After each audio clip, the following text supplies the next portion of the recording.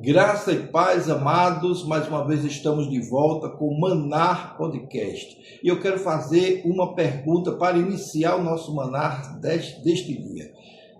Imagine você se estivesse diante de Deus e tivesse o direito de fazer apenas uma pergunta capaz de definir se você realmente está vivendo para Deus ou apenas praticando religião.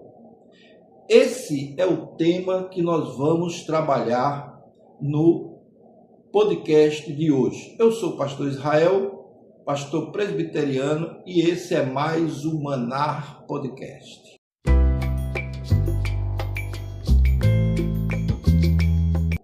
Vamos voltar a fazer a pergunta. Imagine se você estivesse diante de Deus, você pudesse fazer uma pergunta a Deus, uma única pergunta, e que pudesse definir se você realmente está vivendo perto dele, perto de Deus, ou apenas praticando religião.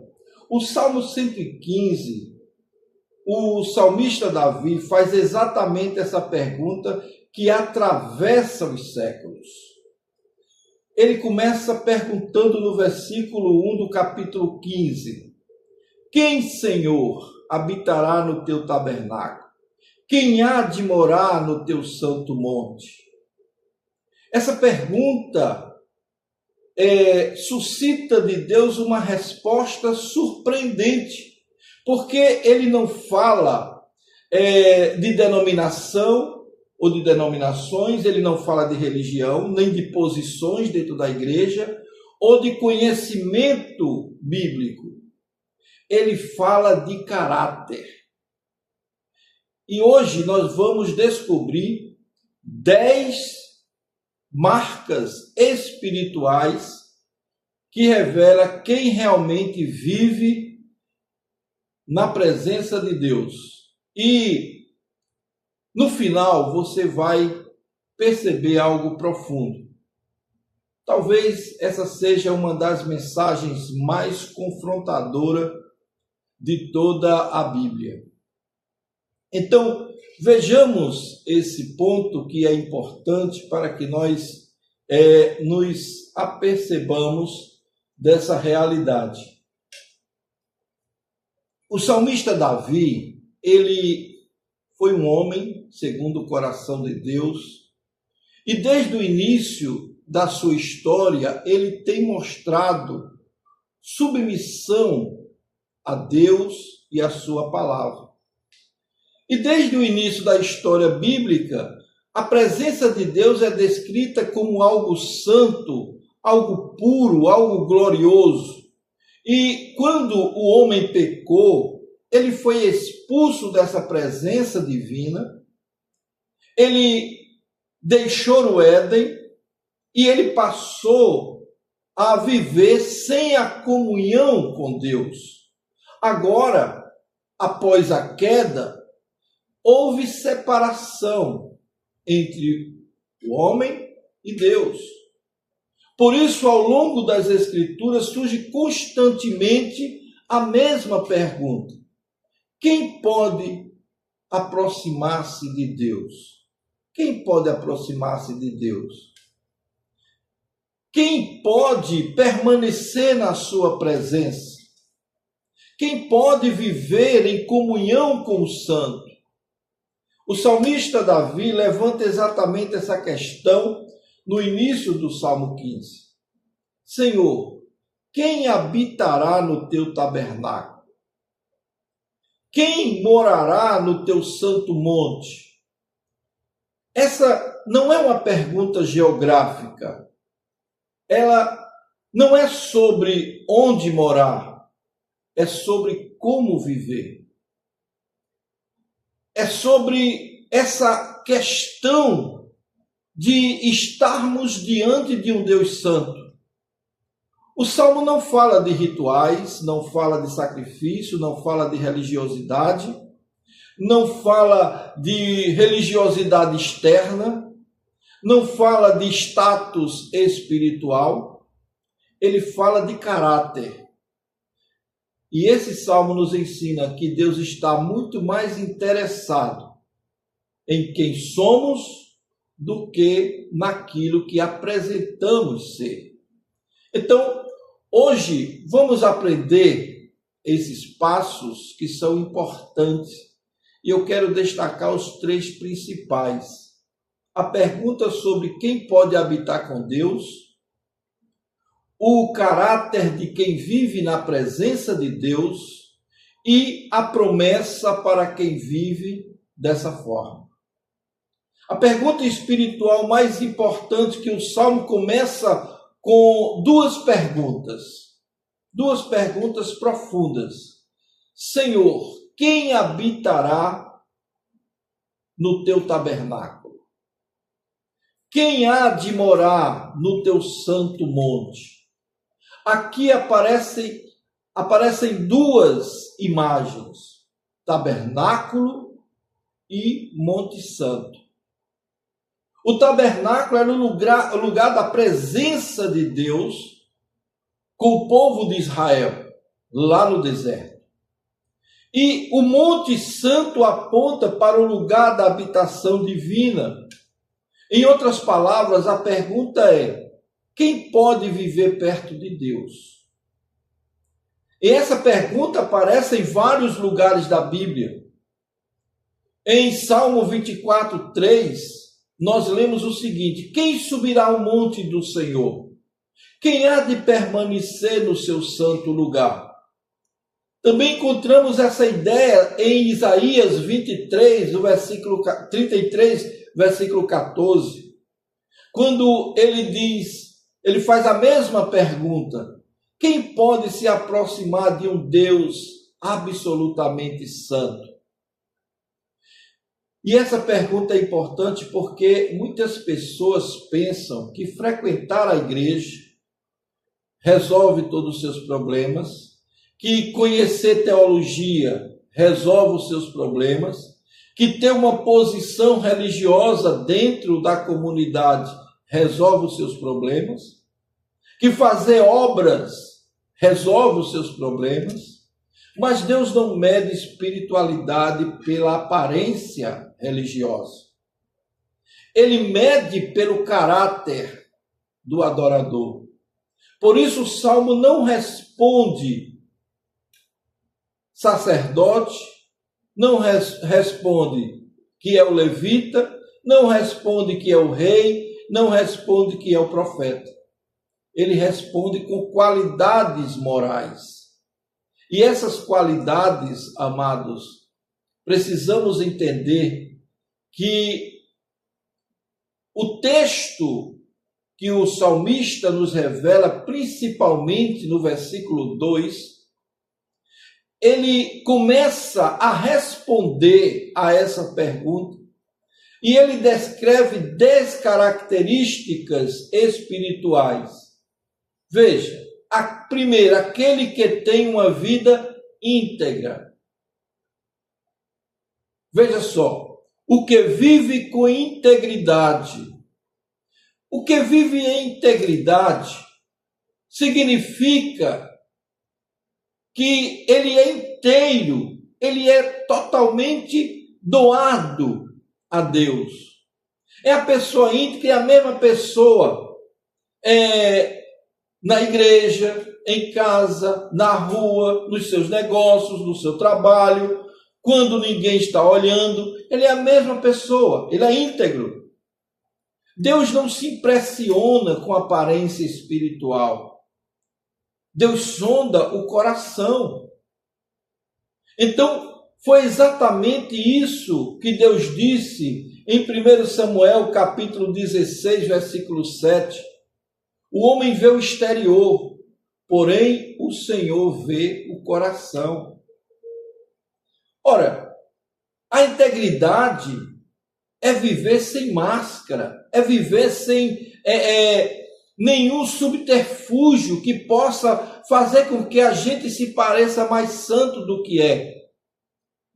Precisamos ser aquilo que somos diante de Deus, diante dos homens e diante de todas as circunstâncias. Ah, mas pastor, mas aí é muito difícil. Olha, é muito mais difícil você ser uma pessoa de várias caras, em vários setores, em várias áreas da vida, do que ser você mesmo. Porque você sendo real, só tem você. Goste de você quem queira gostar de você. Porque você é a mesma coisa. Não precisa estar inventando. Agora, quem não gostar, lógico que vai ter quem não goste, porque nem Jesus agradou a todos, né? Então, se Jesus não agradou, você também não vai agradar. Pode ter certeza disso. Aí ele vem com a outra condição, que é a prática da justiça. Veja o que ele diz. Aquele que vive com integridade e pratica a justiça. A prática da justiça não basta viver corretamente, não basta pensar corretamente, você tem que agir corretamente nos seus negócios, na sua vida. Então, a justiça bíblica significa tratar pessoas com retidão, agir com honestidade, viver de forma correta. A fé verdadeira, ela produz a vida justa. Vida justa. E o que é a vida justa? Tiago, no capítulo 2, versículo 17, ele diz assim: a fé, se não tiver obras, é morta. Preste bem atenção nisso. Aqui, nós vemos um outro ponto importante. Aquele que fala a verdade no coração. Fala a verdade no coração, como é isso? Aqui o salmista toca em algo profundo. Ele não é apenas falar a verdade com a boca. É ter essa verdade dentro de si. É ter essa convicção de que é de Deus, de que pertence ao Senhor, que anda com sinceridade, que anda com pureza de intenções, que transparece aquilo que está no interior. Sabemos, irmãos, que nem todos vai conseguir isso. Nem todos. Nós somos falhos, somos imperfeitos. Vai ter dia que estamos muito crente, e tem dia que a gente não vai estar tão crente assim. Mas precisamos vigiar, porque as armadilhas, as aflições, as tentações, as opressões estão diante de nós todos os dias. O problema não são essas investidas. O problema é como encaramos essa investida e como reagimos a ela como servos de Deus. Então, aquele que busca ter um coração verdadeiro, ele sabe que não precisa fingir nada. Sabe. Quer gostar, gosta. Se não gostar, paciência. Não é? Paciência. Aí ele diz uma outra condição aqui, que não difama com a língua. Eita, aí pega muita gente. Oh, Jesus, só a misericórdia. O verso 3, ele diz que não difama com sua língua. Poucas coisas causam mais destruição do que a língua. Uma fofoca pode destruir a vida de uma pessoa. Pode destruir o ministério de uma pessoa. Pode destruir o trabalho de anos de uma pessoa. Pode destruir uma reputação. Pode destruir a amizade, famílias, igreja. A Bíblia fala muito sobre isso. E Tiago, no capítulo 3, aprendemos que a língua pode incendiar uma floresta. Olha só, o poder da língua, né? Quem vive na presença de Deus controla a sua língua. Quanto menos falar, melhor para si e para os outros, não é? A outra condição é não faz mal ao próximo. Veja, esse não faz mal ao próximo é aquele que é o verdadeiro servo de Deus, que ele não vive falando das pessoas, mas ele busca promover o bem, ele busca as amizades sinceras, ele busca ajudar pessoas que estão com problemas, ele busca orientar as pessoas a andar no caminho do Senhor.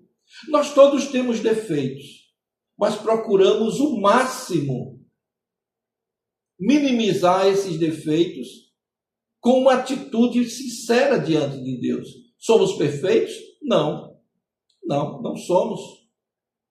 Erramos muitas vezes, sim, erramos. Mas sempre nos lembremos que o perdão está em confessar diariamente cada ato que não foi segundo a vontade de Deus. Nunca durma sem antes pedir perdão pelo pecado cometido naquele dia. Pecado por pensamento, palavras, por obras e até por omissão. Não é? Quando você se omitiu a ajudar alguém, é um pecado, porque é o mandamento do Senhor que está sendo quebrado nesse sentido. Então, Jesus resumiu isso no mandamento do amor. Quando ele disse lá em Mateus 22, 39, amarás o teu próximo como a ti mesmo. Ora, se você não ama assim, você não vai amar ninguém. Agora, quando você se ama, você busca o melhor para você, você vai querer buscar o melhor para as pessoas. É isso que ele está dizendo aqui. Busque o melhor como se fosse para você. Então, amarás o teu próximo como a ti mesmo. Já um outro ponto aqui que é interessante, ele não aceita calúnia contra o próximo. Esse é um ponto importante. O texto nos diz, nem lança afronta ou calúnia contra o seu próximo. Ou seja, ele não participa de rodas de difamação. Ele não concorda em difamar uma pessoa só porque ela não pensa igual a você ou porque não pensa igual ao seu grupo. Então, ele não participa dessas coisas. Há pessoas que criam fofoca e gostam de estar naquele grupo. Outros não criam fofoca, mas gostam de estar, de ouvir as fofocas, de estar no grupinho. E essa pessoa, ela simplesmente está se envenenando. Não se deixe enveredar por esses caminhos. Aqui, ele vem com outro ponto que é mais importante. Rejeita o que é perverso. O versículo 4, ele diz, aquele a cujos olhos o réprobo é desprezado. Isso significa que ele não admira o mal. Que hoje vivemos em uma cultura que celebra o pecado. Numa cultura que celebra aqueles que não vivem para Deus. Mas quem vive com Deus não chama o mal de bem, não chama o pecado de virtude, não chama a corrupção de esperteza. Sim, porque os valores, certo? Os valores dos nossos dias, eles estão invertidos. Né? Aquilo que é bom é mal e o que era mal agora é bom. Porque a cultura da sociedade do século XXI está impondo essa condição às pessoas. Mas aquele que é de Deus, ele sabe como notar, ele sabe como se defender e como discernir moralmente todas essas coisas. Aí vem o outro ponto, o oitavo, que diz assim, mas honra os que temem ao Senhor. Ou seja, o justo, quando vê alguém incentivando a andar no bem, ele elogia, ele dá força, ele não procura parte negativa. Quando ele vê alguém elogiando bem, Ele não vai dizer, mas está falando isso, mas está cheio de erro, não, só sonda aquilo que é mal e negativo daquela pessoa. Mas aquele que é justo, ele olha assim e diz, ele está dizendo certo, ele está falando a verdade. E é isso que a nossa sociedade precisa aprender. Então, ao invés de criticar, incentive. Não é? Incentive. O justo valoriza quem vive com Deus. Ele não admira apenas o poder, ele não admira a fama, ele não admira a riqueza. Ele honra pessoas de caráter. Pessoas que, mesmo falhas, imperfeitas, procuram viver de acordo com a vontade de Deus. E outra importante, que é o 9 aqui, que cumpre a palavra. Ou seja, quando ele diz aqui, aquele que jura com dano próprio e não se retrata. Ele está dizendo aqui, ele cumpre a promessa. Mesmo quando cumprir, custa caro para ele. Mas se ele prometeu, ele vai cumprir. Vivemos em um mundo onde promessas são quebradas diariamente, facilmente. Mas o homem de Deus, ele é confiável. O homem de Deus, ele não promete por prometer, ele só promete aquilo que ele seja capaz de cumprir. Mesmo que as condições da hora de cumprir sejam difíceis para ele. Mas ele deu a palavra e ele cumpre. Então, o 10º ponto aqui que nós encontramos, ele diz aqui no versículo 5, quem não empresta o seu dinheiro com usura. O que quer dizer isso? Aqui o Salmo fala contra a exploração financeira. No mundo antigo, cobrar juros abusivos da pessoa necessitada era considerado uma injustiça. Deus condena quem lucra com o sofrimento dos outros. Então você que está lidando com betas, você que está lidando com corrupção, tome cuidado. Você que se diz servo do Senhor, pense que Deus está olhando para você, que Deus está vendo o que você está fazendo, nada foge aos olhos de Deus.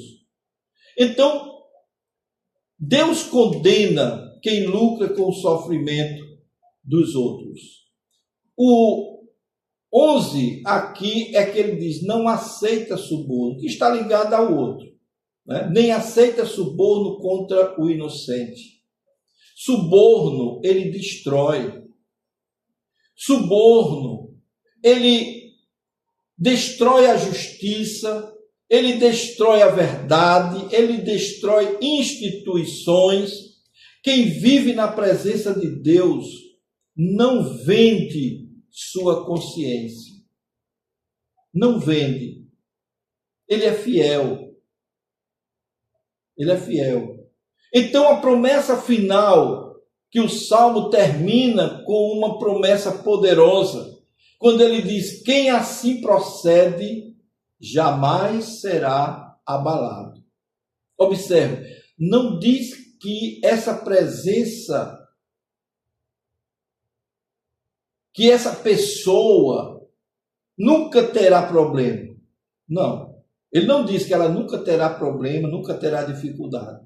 Mas diz que ela não será destruída espiritualmente.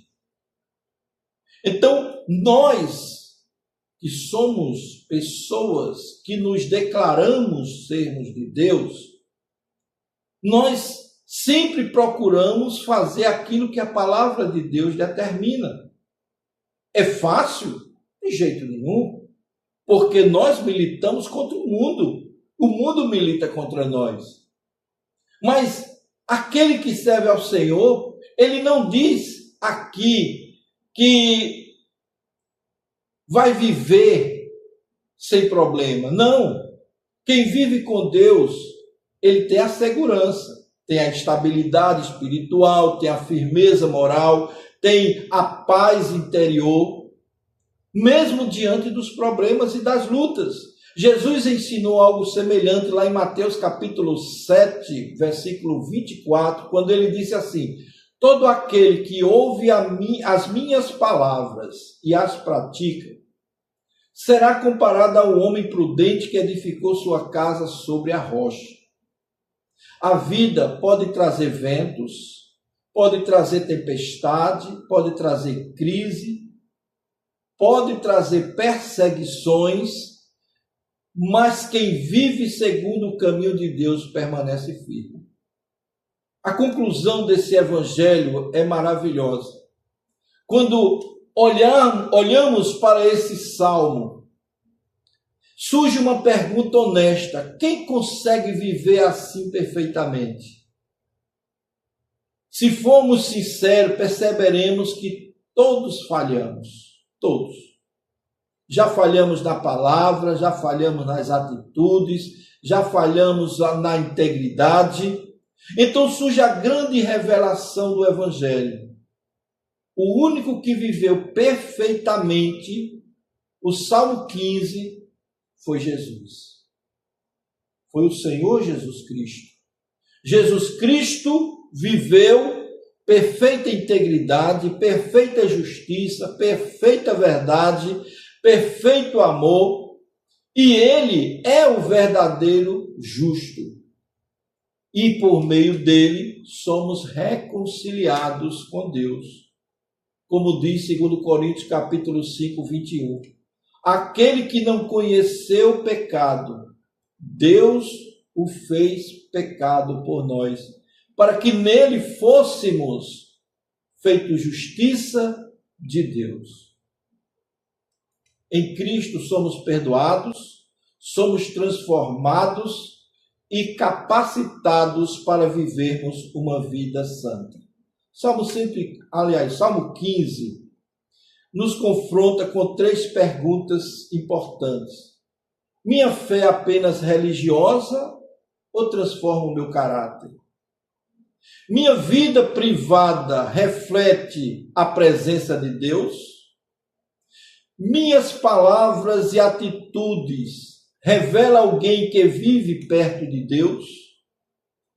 Deus não procura apenas frequentadores de templo, conhecedores da Bíblia, participantes de culto. Deus procura corações transformados. E como é que você consegue isso, amados? O Salmo 115, muitas pessoas têm dificuldade de interpretá-lo. Por isso eu fiz um guia de interpretação bíblica, que vou estar linkando aqui na descrição, para todo aquele que quiser aprender a interpretar a Bíblia, que possa fazer. O Salmo 15 nos mostra que viver a presença de Deus exige pelo menos 5 coisas: integridade, justiça, verdade, amor e fidelidade. Esse salmo não descreve apenas como entrar no templo.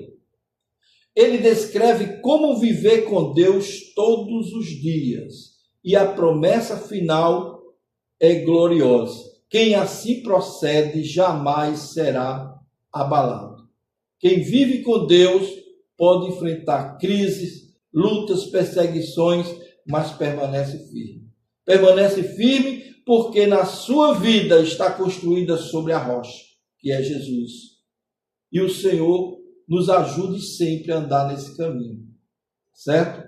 Se você quiser saber mais sobre a Bíblia, acesse o link que eu vou deixar aqui e você vai direto para o guia de interpretação bíblica, que é muito importante para você aprender a conhecer a Bíblia e a vontade de Deus na sua palavra. Amém? Se esse podcast te ajudou de alguma forma, eu peço a você que dê o seu like, se inscreva no nosso canal e nós estaremos de volta no nosso próximo podcast.